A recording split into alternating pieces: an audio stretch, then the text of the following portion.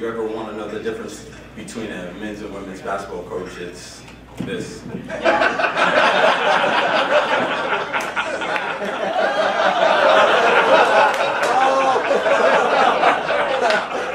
I had to get him. The guy basically took my my whole speech. Yeah, he had a fall victim. But I would like to begin by thanking everyone in attendance tonight. I feel it's extremely important for the college community and our athletics family to continue to show support for this event. Spreading the knowledge and celebrating our athletic history only breeds more growth and development within our department. And knowing where you come from is an important aspect of committing to a vision. So it's just extremely important for us to keep on celebrating our history and improving day by day. This is my second year as a presenter, so I should be making strides in the public speaking department. And I see I'll be able to view the game film later on tonight. But last year was a very special year for me, inducting a close friend, a former teammate, and my backcourt mate, Sadat Williams. And yes, AO, that was the best backcourt all time at Felician. I spoke to JR and Dan, they confirmed it. And I'm happy that we can finally put that argument to rest. But to be honest with you, this year kind of trumps last year because I get the opportunity to induct one of the first young men I had the opportunity to coach on the college level, Devon Young. Now I wish I could stand here today and say that Devon started to develop into a Hall of Famer when I arrived on campus as an assistant coach.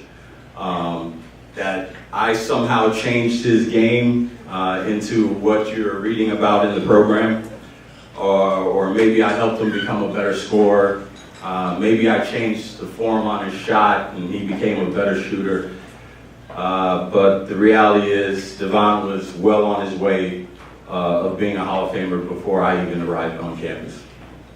That spring, Devon was wrapping up his freshman year, his freshman campaign, averaging 17 points per game, 6 rebounds, winning the CACC Freshman of the Year award, and was selected second team All-Met, all in his first year of college. So a lot like what John said, you know, I can sit up here and spend my time rattling off the accolades that Devon accumulated throughout his 4 years, because believe it or not, it gets better from that first year. It's like a freaking fairy tale. It's kind of ridiculous. From getting his team back to the playoffs his sophomore year and losing to the eventual champions, Goliath, Philly U, Jefferson. We'll figure out the name after we beat him this year. He leads his team back to the playoffs the following year, his junior year, for a rematch with Philly U. You kind of heard what happened already. We were facing a 23-point deficit, but we'll go into detail what specifically Devon did in that game. It's a great story. But he finished up his career again in the playoffs, 3 out of 4 years in the playoffs. You know, you can read his resume, you can read it in the program, you can add up the stats. He is a no-brainer Felician University Hall of Famer. And trust me, the stats are real. Mark didn't have to put any PR magic on it. We all know how good he is at a PR spin. He could have turned my man's 15 strokes into a birdie. But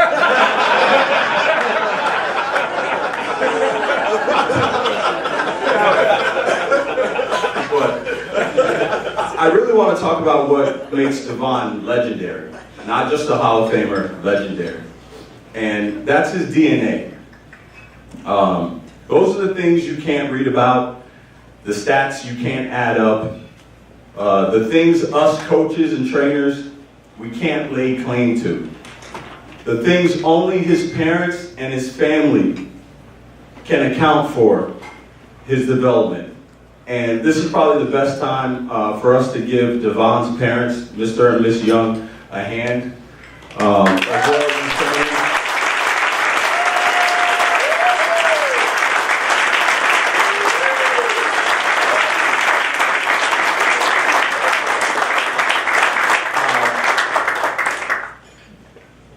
They have done, a fabulous job raising an extraordinary Black gentleman in a time in our society when it is extremely difficult to do so. So again, hats off to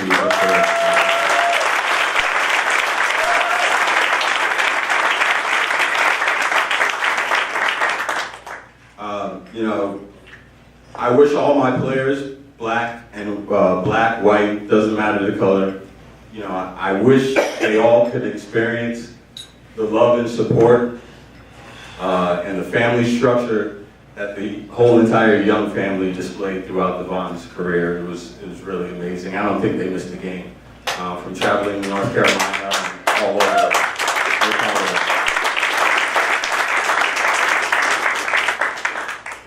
But only a legend is able to achieve the highest levels of success and still show loyalty.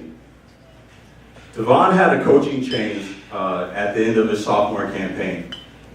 And if you know anything about the men's college basketball world, the transfer process is an all too familiar process, and a process that is used by many players in Devon's situation that year. We're talking about an all-conference player. Already spoke about the Rookie of the Year, 17 points a game. That's just, kind of a program changer kind of dangling out there with no coach. So without a doubt, I know Devon was being poked and prodded at by, maybe not coaches, because I know that's against the NCAA rules, but definitely by advisors trying to influence him to transfer, take a different path in between coaches. I wouldn't be surprised if there was talks of him jumping to the Division I, to a Division I institution, because he had that resume. But Devon stayed loyal to Felician, believed in our administration, in our athletics department, that they would make the right decision, and they absolutely did when they hired Coach Dave DeFerrari. Coach DeFerrari is in attendance, and he needs a brief round of applause, because he's the first head men's basketball coach to bring a CACC championship to Felician and NCAA tournament appearance. We can also boo him a little bit because he worked for Caldwell for a short time. But what truly gave us a championship pedigree that year was the loyalty and buy-in that Devon displayed to Coach DeFerrari. They both understood that their egos, their influence that both might have on the program, none of that was bigger than the actual program. And none of that was bigger than what we wanted to achieve that year. So I think that's what really gave us the championship pedigree. Only legends can achieve the highest level of success while displaying humility. And you're always going to go through enormous change when it comes to coaches changes. Devon got a heavy dose of that with the transition between Coach Harrison and Coach DeFerrari. Different routines, different regimens, different philosophies. There are a million different things that a player has to adjust to when a new coach comes in. And Devon displayed absolute humility by totally buying into everything Coach D was selling.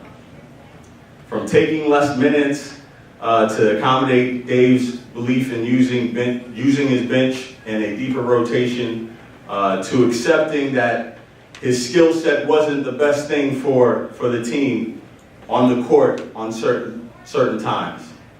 And trust me, that's a tough pill to swallow when you realize that you have to score 18 to 20 points in 3 to 4 less minutes of playing time. Isn't that right, Devo? So, you know, I really realized Devo's greatness one day when he wasn't a part of Coach D's full court pressure unit, a unit of guys made up of quick and athletic guys. And if you remember Devo as a player, quick and athletic weren't two words that you used to describe him. So, Devon's reaction was the complete opposite of what what we coaches have become too familiar with, and that's the excuse, the blame game. It's everyone else's fault but their own, and that's kind of the generation and era that we live in right now. It's just easier for young men to blame someone else when things aren't going their way. Well, Devon's reaction was the total opposite. He didn't pout. He didn't show any displeasure in his body language. Instead, he congratulated those teammates. And when the time was right, he approached the coaching staff and he asked, "What do I need to do to improve and get onto that press unit?" And I just walked away from that exchange, really valuing Devon Young and seeing that he understands that he's not the perfect basketball player, and there are definitely areas that he needs to improve in. Legends are formed when able to achieve the highest levels of success after performing on the biggest stage. Some of us call that the clutch gene, or being a big gamer. And Devon definitely showed us his best on those grandest stages. Like I mentioned, and JR mentioned, we lost to Philly U his sophomore year. We came back the very next year and we got the rematch with Philly U. And we were going into halftime down 23 points. And I know I remember thinking to myself, I might have even uttered the words to Coach B, "These guys are good, this might be over." And I just remember Coach D yelling out, "What the hell is wrong with you guys? Why are you hanging your head?" And to me it was just, sometimes you just run up against a team that's bigger, faster, stronger. They just have your number. Maybe they have more scholarships. There's something in there. But this team was just flat out better than us. But I know Dave probably uttered, we're going to stay the course, because that was a big line for him. We're going to stay the course. And we walked out of that locker room, and Devon and his teammates put on a show that, it just can't be described, really. They erased the 23-point deficit. Devon scored 24 points in the second half, drained 2 3-pointers in the final 40 seconds, and then went on those 2 3-pointers in the final 40 seconds, forced overtime. And in overtime, he had 4 points for a total of 39 points. Brought us back, and like Dave said, we eventually won the championship. But I have a picture of that night, and it's all 3 coaches. Dave is standing up with his arm crossed, a familiar stance. If you know Coach D. Coach B is sitting at the edge of his seat, and I'm kind of kneeling in front of my seat. And I'm always asked, "What are you saying to the guys, Coach, at this particular moment?" And I always reply, "I'm not saying a word.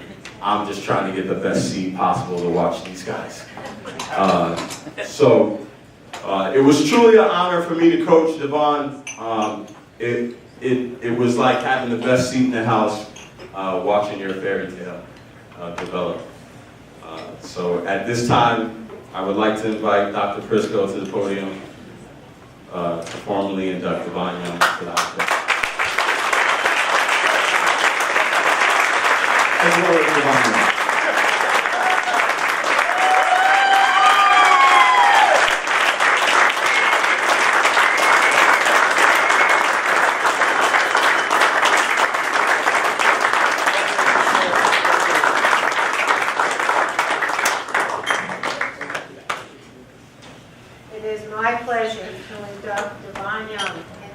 Felician University Athletic Hall of Fame. Congratulations.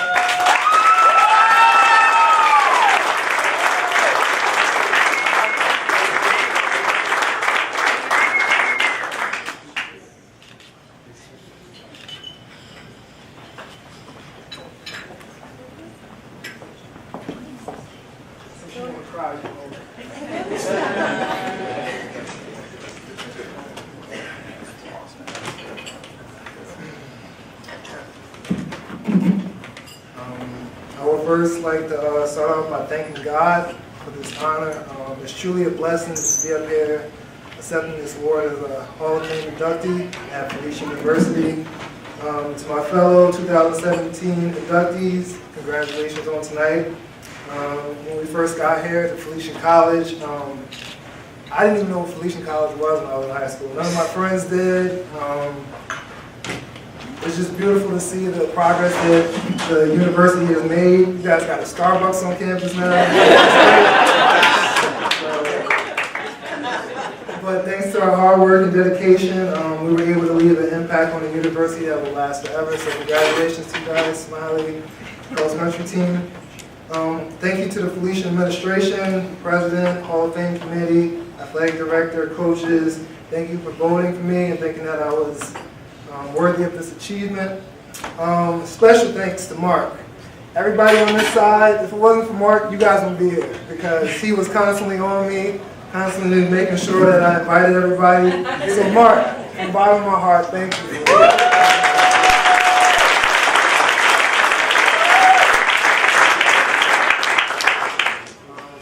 As most of you know, I just love the game of basketball. Outside the court, I'm a quiet, shy person, but when I get on the court, it brings out something in me that I just can't describe. And although I'm being honored tonight as a basketball player, I hope that you can think of me and respect me as more than that. I hope my legacy is that of a person that was loving, respectful, on the court, outside the court, a person that you can count on, and most important, a lifetime friend. As honored as I am to be up here receiving this award, it's not about me. It's never been about me. I'm not big on personal accolades. I think that it's about all of us. All you guys on this side, or all you guys in general, have made me into the man that I am at Felician, and I'm forever grateful for that. Starting with my parents, I just want to thank you guys for, I said I was going to cry, give me a second.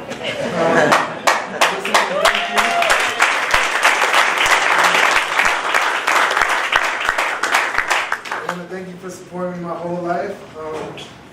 As Coach Ivan was saying, it's no better for a feeling for a person than to see your parents in the stands at every game. You guys did miss 2 games because of a snowstorm. You did, but it's okay because it was a snowstorm. But in all honesty, just as a kid, having their parents there cheering for you just meant the absolute world to me. To my family, thank you for molding me into the man I am today. Cousins, aunts, uncles, Pop-Pop, my Aunt Jean couldn't make it, my brother couldn't make it, and my cousin Corey couldn't make it, but all you guys just showed me the importance of family. Even when you guys weren't there on the court with me, I was able to have a family and instill those qualities into my teammates. So thank you for showing me what it is to have a family. To my friends, quick story. One of my friends flew in today from Canada. The other friend canceled his business meeting in Cleveland to be here. And that just means the world to me. Like, I don't care about money. I don't care about money.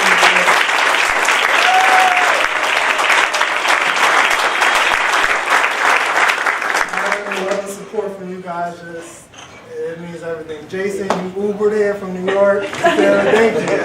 It's an honor to have you guys here. To my second family, the Ortiz family, even though we're not blood, you guys have always loved me so much throughout the years. Even when Sam couldn't make the games, Eileen, you and Mom were there. You didn't have to be there, but it showed that we are family no matter what, so thank you for that. To my former teammates, Coach Ivan, you and your partner don't have one of these. Guys, this I always love you guys. These memories right here will always have a special place in my heart. And to my coaches, I'm going to get it to you guys later, you guys in the back corner over there, and deeper, but thank you for just believing me at a young age and just giving me the confidence. The award that I just gave my father, I want to dedicate it to my grandmother, my Nana. For those of you who don't know, she was at every game. The crazy part is when I was young, she suffered a stroke. So her whole right side was paralyzed.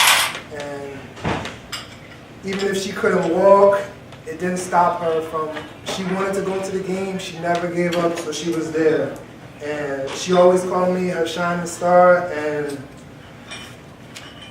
if she wanted to go to the game, even if they couldn't accommodate her scooter, even if she had to crawl, whatever she needed to do, she was there. And just her mentality of never giving up has just always been instilled in me. And I just want to thank her and honor her tonight with the award that I received. So we can all just give it up for my girl.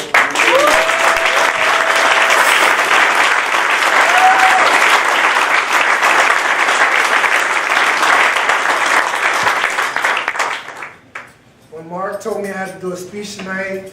Those of you who know me, I don't talk. Like, I might have said 5 words my whole life, and it was kind of rough, but I saw this quote that really hit home for me, and I want to just talk about it tonight, and it's going to be my message. I don't know how long I'm going to be up here, but I hope y'all can just bear with me, because I'm going to never get this opportunity again, and there's just some people that I need to thank for just making me who I am. So y'all can just work with me. The quote is, take a moment and appreciate the people who never gave up on you. There are some individuals in the back corner of the room that a lot of people don't know these stories, but it's dear in my heart and I feel like I need to share it. As you guys know, I love basketball. I've been doing it since I was 2. My mom introduced me to the game on my 2nd birthday. But I didn't grow up like most kids. I didn't go to basketball camps. I didn't play travel basketball. It was me at the park, or me playing rec ball with, everybody gets a trophy, so it wasn't anything big. But in middle school, I finally had my opportunity. I was going to try out, this is my chance, and in 7th grade, I got cut. Everybody talks about Michael Jordan, he got cut from varsity, but he made JV. Like, when I got cut, like, I got cut. There was no A team, no B team. I'm not Michael Jordan, but it hurt. When I got cut, it was crushing. It was my first experience trying out for a team. It's like, what do I do now? But there was one coach who was there for me. When I broke my arm, he was there for me. When I got cut from the middle school team, he was there for me. When we lost in the state tournament in high school, he was there for me in the locker room giving me words. And that's Coach the Cook. I thank you for never giving up on me.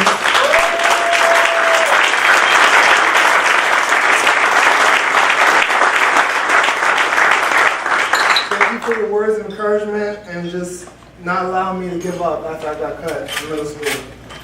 So the next year I did make the team. Made the team in middle school, but I sat the bench the whole time. So everybody knows when you're in middle school, those same kids come with you to high school. So in high school, I'm like, all right, well, it's gonna be the same thing. I tried for the freshman team, and I'll never forget at tryouts, Coach Holman came up to me and he introduced himself, and he did a thing that day that I don't even think he realized he did. But when he introduced himself, he already knew my name. And just a little thing like that just made me feel so special. It made me feel like I'm important. It's like you already knew who I was before I even had to introduce myself. Like maybe I'm one of your main guys, homie. And just that, just a little thing like that you probably just took for granted, just made me feel like I had a fresh start in life. And I just want to thank you from the bottom of my heart for just doing that little thing. So thank you.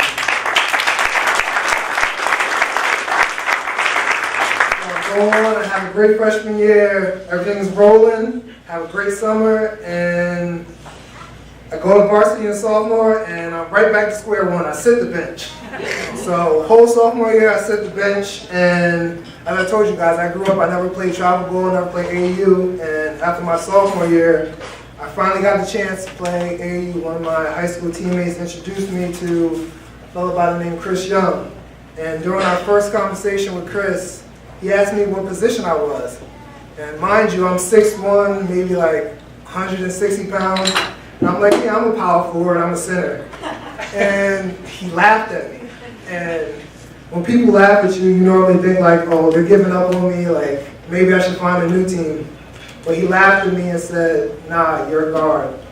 And that whole summer, he spent working with me and making me versatile and believing me. And the laugh wasn't a laugh of, nah, I don't believe in you. It was a laugh that I'm gonna show you, I'm gonna take you to places where you didn't think that you could go. So Chris, thank you for coming out tonight. Thank you for believing in me. So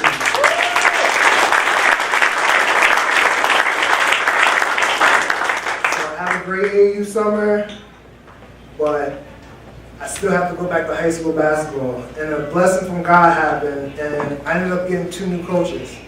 And my 2 new coaches, Coach Bailey, Coach Henning, I didn't know what to expect, but positive mindset, hopefully something positive happens. And through one of the first fall practices, we, before the even season started, Coach Balin just happened to leave his folder outside the gym. You probably don't know this story. And I had 2 decisions. I could either, return the folder, be a good gentleman, or, it was there, I could just look at it, and see what you was thinking. And of course, I did the righteous thing what any great person would do when I looked at it. So in that folder, it was kind of like heaven sent. It was one side, it was everybody's name, and the other side was like what your expectations were. And my name was at the bottom. And obviously, last name Young, my name's always at the bottom, alphabetical order. So I look around, nobody's coming, so I keep reading some more. And as I'm reading, it's not in alphabetical order, but more importantly, each attribute gets greater and greater and greater. You expect more out of the person, you expect more out of the person. And at the bottom, I finally got to my name, and it said, Devon Young. I'll never forget. Keys to success. And I still get chills thinking about that, because it was literally the first time in my life I felt I was the man. Like, the coach and me was on the same page. Although that's a great story of you, it's not the greatest thing you did to me. The greatest thing you did for me was during the times of things weren't good, when we were favorites to win the conference championship, the GMC, and we didn't win, and it was heartbreaking. And I remember that next day we went and you had a meeting with us, and you put 2 words on the board. One word was disappointing, and one other word was devastated. You told us that after that loss, if we were devastated, it was over. In life, when you're devastated, there's no bouncing back. This is over. And the other word was disappointing. When you're disappointed, it's going to hurt, but you're going to get through it. You're going to still fight. You're going to still fight for what you believe in. And it's just a message that I've carried with myself my whole life. And that was the most important thing you did to me. So thank you, Coach.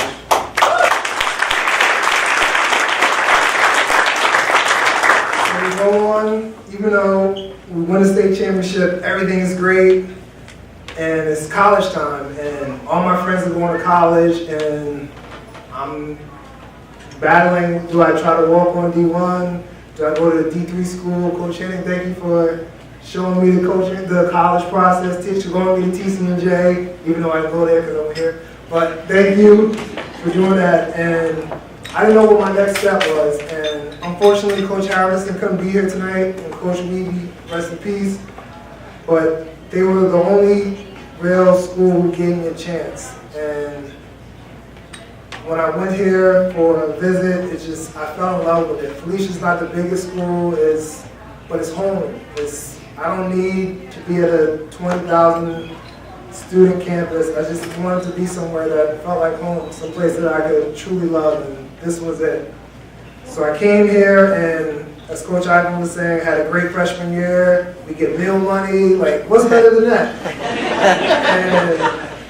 And I have a great freshman year, and I go home and everybody's in my ear like, you should probably transfer, like, you're killing it, you should go D1. And there was 3 reasons why I didn't transfer. Number 1, as I said, this was home. The academics, the small classrooms, everybody knowing each other, I truly loved it. Number 2, it was 4 people that was introduced in my life, my closest friends that I would like to just take a moment and thank. 3 of them, Ryan Mosley, Kashif Foster, Mike Etcho. Even though I'm younger than you guys, we all came in together, and you never made me feel like I was beneath you guys. You guys took me under your wing. You guys are my brothers.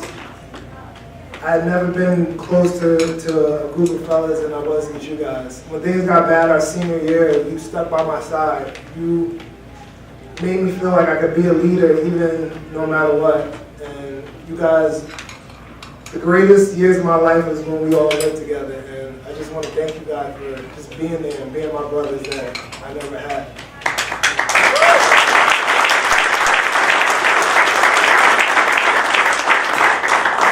Person is Miss Samantha Ortiz.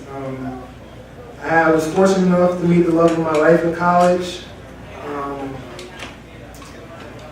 I had a birthday a few months ago and I forgot to thank her, so I'm going to thank her now. Thank you for believing me through the good and the bad. We just have so many memories together. Every time I go past Felicia, it's just so many. I'm just grateful that I was able to get a scholarship there and that you decided to go there and not go there. I love you. Thank you.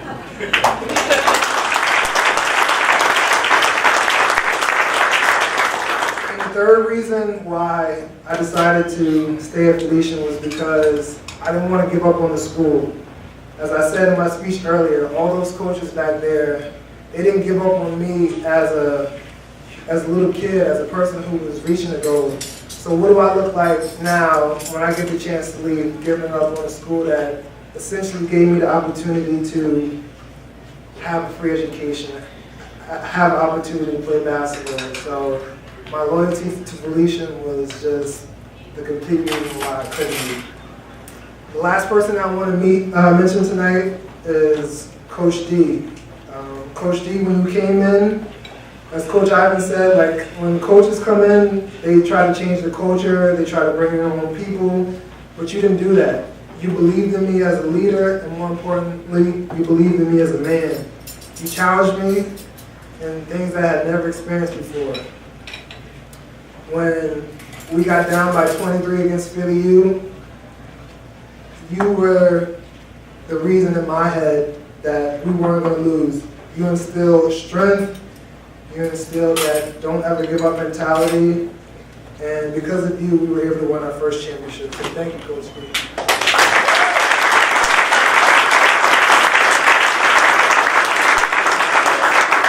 And that's my story. In closing, I just have one last quote that's on my heart that I just want to share with you guys. It's, God has a purpose for your pain, a reason for your struggle, and a gift for your faithfulness. So don't ever give up. I know everybody out here tonight is probably going through something. We all have goals. We all have dreams that we want to chase. And it's going to be hard. It's going to have its highs and lows. I had goals in basketball. And I'm here tonight because I never gave up. I'm challenging you tonight to whatever you guys are going through, whatever you are chasing, just please never give up. It's going to get hard. It's going to get rough. But my grandmother, she had a stroke. She never gave up. Juan, he had all the health conditions. He never gave up. So please just never give up. The trophy I have, is, even though it has my name on it and I'm going to the Hall of Fame, it's not really my trophy. It's all your trophies. We're just going to keep it at my house. On